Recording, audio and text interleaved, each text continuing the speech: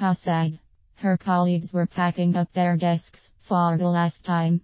Marion had narrowly escaped that last round of redundancies, so near summer holiday plans too.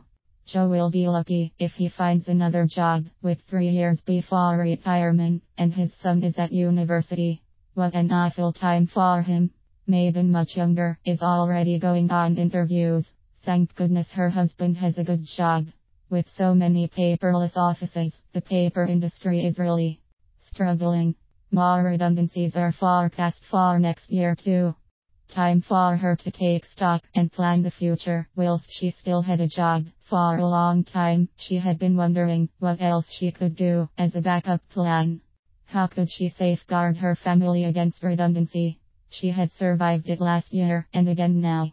How much longer was her job safe? Jeremy and Cindy are still at school, however would they cope? She shuddered as she turned off her computer. She mused, should she look for another job now? The paper industry is all she had known for the last 25 years and 10 years with this company. It was her life. Her friends and colleagues were virtually all at the same company. She could hardly contemplate leaving them. With that thought, she collected her things together, said some quick goodbyes, and left the building. The cold damp air made her shiver as the rain hit her face. Later that night, when the children were in bed, she sat with a coffee and again thought of her colleagues. How could she safeguard her family? Maybe she could start something online that she could do in the evenings. Could she be that organized, she thought. But what kind of business could she set up? At the weekend she would go to the library for some ideas or buy some magazines. With that thought she went to bed. 2 weeks later, she was having coffee with her friend Jenny, and the topic of redundancies came up. Jenny agreed how frightening the future looked, and said that she had been worrying about it too, but had found a business that she had recently started. In fact, she had found a selection of several different businesses ideas to choose from, all worked online. Jenny gave her the details to have a look at. Wouldn't it be great if they were both doing something similar and could help and motivate each other, Marion thought.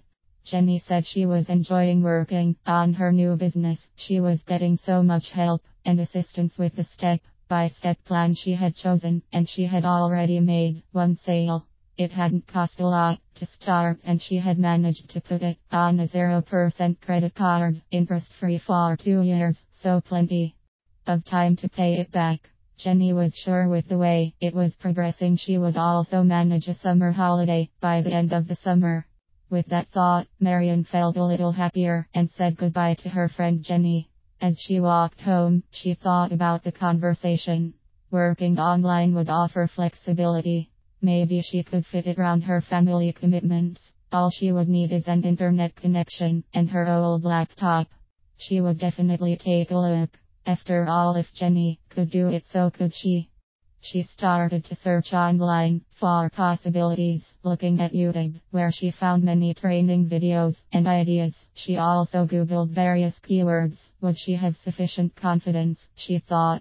If you are feeling in need of a confidence boost, take a look at I Can Make You Smarter by Paul McKenna, or an old favorite, The Truth About Success and Motivation by Robert Montgomery, or Super Confidence by Dale Lindenfield.